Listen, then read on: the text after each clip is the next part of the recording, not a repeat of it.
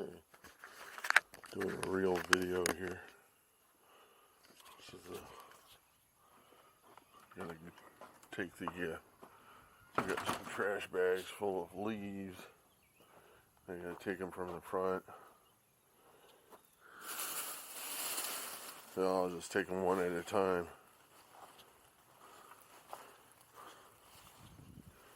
Just so you get to see the... Oh, hello. I'm videotaping. Do you want to be in the videotaping? I'm going to do one of these bags at a time.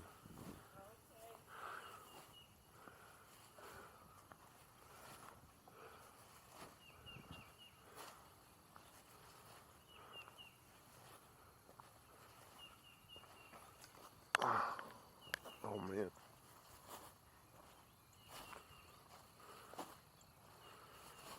The reason why I was sticking my fingers up my nose and scratching around my nose the other day whenever I was recording, because I had nose hairs. Those things always make your nose itch and stuff, so you always have to scratch around there. And I fixed that. I spend a little bit of time with the nose trimmer. Got rid of that problem.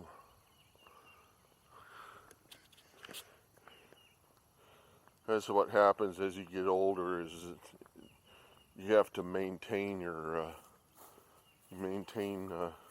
all sorts of shit that, well, I guess you have to maintain when you're younger, but it just increases as you get older.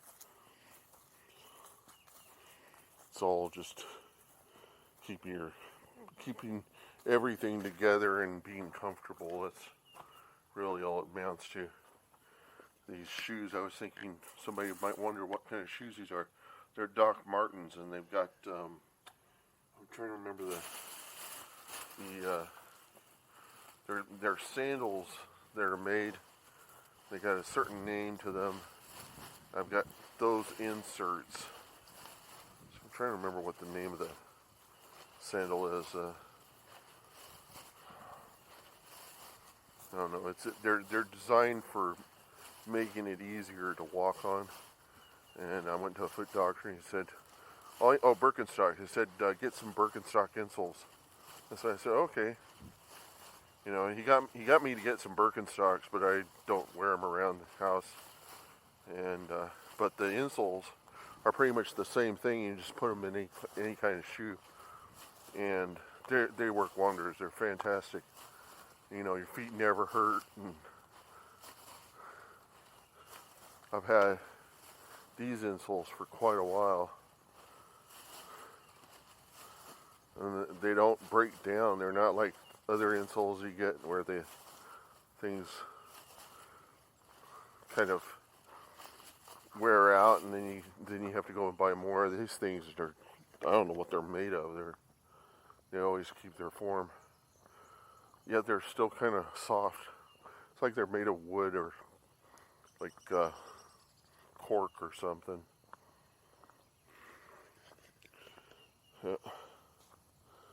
I didn't get to the flowers fast enough to show you there is something to that. I guess that's about as good as it gets, you know.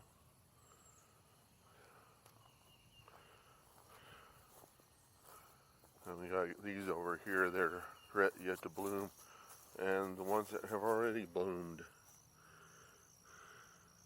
And they just kind of manage themselves once you get them planted, and you just water them enough, then they just manage themselves. Just have to keep everything watered. This is my job. This is my mom's job. She was going to take botany in college, and she didn't finish college, but she had some classes in it, so I guess enough to know how to manage plants and stuff. So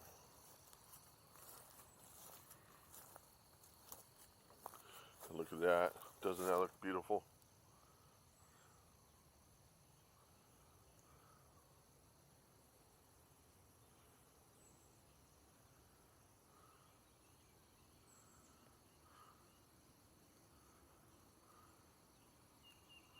The top's not so beautiful, but I mean that vine going up the side of the pole. It's really nice. I've got kind of an aesthetic eye. I can see these things. You know, what looks really good in art. And one of the things I really like about Van Gogh's paintings is the simplistic brush strokes. I didn't know there was much to them. You know, you would see one of his paintings in like Cafe Terrace at night, and you go and you look at the guy who's reading the newspaper, and they said it's like 15 to 19 brush strokes on that guy. That's all they needed in order to. That's all he needed in order to express a guy reading his newspaper. And I was just like, how fast did this guy paint? You know. Or that every single brush stroke, he spent a lot of time thinking about how he was going to draw that brush stroke. There's not very many painters that work that way, you know. That they really think about what they're doing with their brushes, you know. And so it's about cleverly laying in the brush strokes. And you listen to people make music. It's the same sort of thing. They just layer it on, and it sounds terrible. And I tell them, you know, you'd be better off if you just thought really long and hard about which notes you actually needed.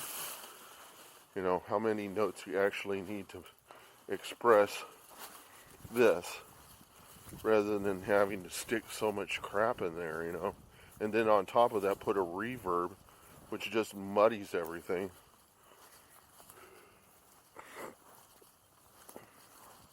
Design is about selecting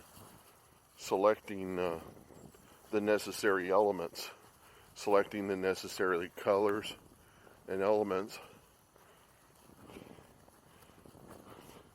Art is kind of just everything, you know. Good art is art that looks good, you know. Bad art is just, you know, doesn't make any sense. Why would you paint this? What's the point of painting this? And then you got guys who will put philosophy behind the stuff, and any artist could see what that's for. That's to sell a piece of artwork to some rich idiot who's going to be gullible enough to understand, to think that he's understanding something about the artwork, but what he's really doing is he's having the wool pulled over his eyes by some philosophy major that learned how to put down a few brush strokes, you know. I mean, everybody knows that what good art looks like, what good paintings look like, and you know, the bad stuff, the minimalist crap, you know, the stuff where it's just a bunch of lines and then they say this is what this is supposed to be representing, or you know, the whole idea here is to make it look good, and you know,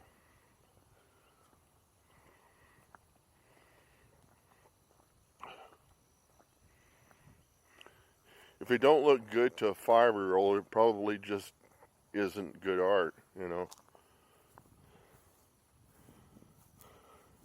That's about it, pretty simply. But these guys have to make money, and where are you going to get the money from, you know, to support your artwork? And what kind of artwork is it that you're going to make with money, you know? What kind of, is it going to justify the money that goes in, you know? And is it going to be something that people are going to like looking at years from now, you know? And so there are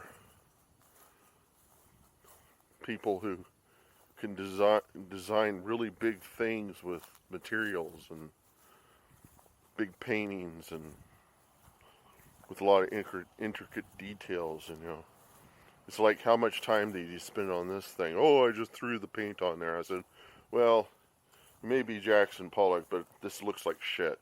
You know? So